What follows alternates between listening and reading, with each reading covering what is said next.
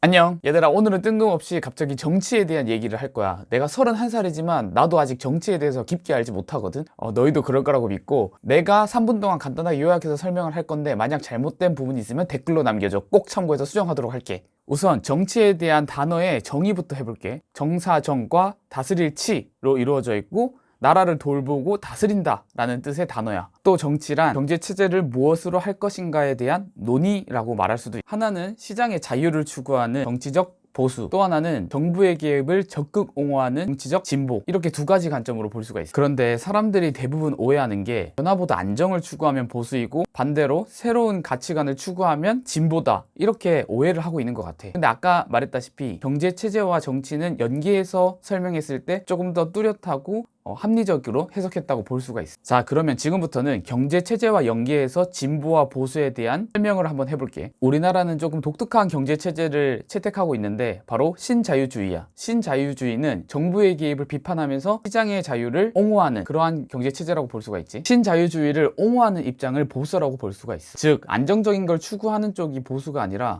경제체제에 대해서 신자유주의를 옹호하는 입장을 보수라고 설명할 수가 있지. 예를 들면 스티브 잡스를 예를 들어볼게. 스티브 잡스가 뭔가 변화와 혁신의 아이콘이지만, 스티브 잡스도 결국 미국 자본주의, 신자유주의를 적극적으로 옹호하고 수혜하는 입장으로서 성향은 진보적일 수 있다고 하더라도 정치적으로는 최소한 보수에 속한다라고 설명을 할 수가 있지. 반대로 신자유주의를 비판하는 입장을 진보 또는 좌파라고 하는데, 이들은 정부 개입의 필요성을 주장해. 정부의 개입을 옹호하는 입장은 다양하기 때문에, 예를 들면 후기 자본주의나 공산주의가 추가적으로 있지만, 이 두 가지는 이번 파트에서는 빼고 나중에 뒤에서 추가적으로 설명을 하고, 오늘은 신자유주의 기준에서만 얘기하는 걸로 하자. 정리하면 보수는 신자유주의를 옹호하고 시장의 자유를 추구해. 반대로 진보는 정부의 개입의 필요성을 추구하지. 지금부터는 진보와 보수의 장단점에 대해서 얘기를 한번 해볼게.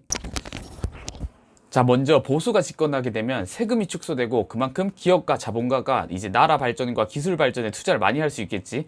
그렇게 될 만큼 우리나라의 경쟁력은 강화되겠지. 대신에 국가가 이제 세금을 축소하면서 아무래도 재정이 부족하게 되고, 그렇게 되면 사회적 약자에 대한 복지 혜택이 줄어들게 될 거야. 그러면 사회적 약자와 기업가 간의 빈부격차는 심해질 거고, 사회적 갈등을 낳게 되는 거지. 자, 진보가 집권하게 되면 정부의 개입이 적극 활성화될 거야. 그렇게 되면 세금이 확대되고, 그 확대된 세금으로 사회적 약자를 보호하고 사회적 갈등을 완화하는 효과를 볼 수가 있어. 단점으로는 자본가와 기업가가 투자 의욕을 상실해서 국가 경쟁력이 저하되는 그러한 단점을 볼 수 있게 되지. 자, 이것만 봐도 진보와 보수를 누가 옳고 그르다라고 판단할 수가 없어. 상황과 국면에 따라서 이 진보와 보수는 언제든지 바뀔 수 있는 성향이거든. 그래서 누가 옳고 그르다라는 말을 함부로 판단해서는 안 되고, 그리고 합리적인 사고를 계속 해와야 하는. 지금 우리가 보통 주변에서 보면 정치는 썩었다, 그래서 나는 정치에 관심을 갖지 않는다, 이러한 이유로 자신의 정치적 무지함을 합리화하는 사람들이 많은데, 우리는 최소한 그렇게 되지 말고 이 영상을 통해서 정치에 대한 관심에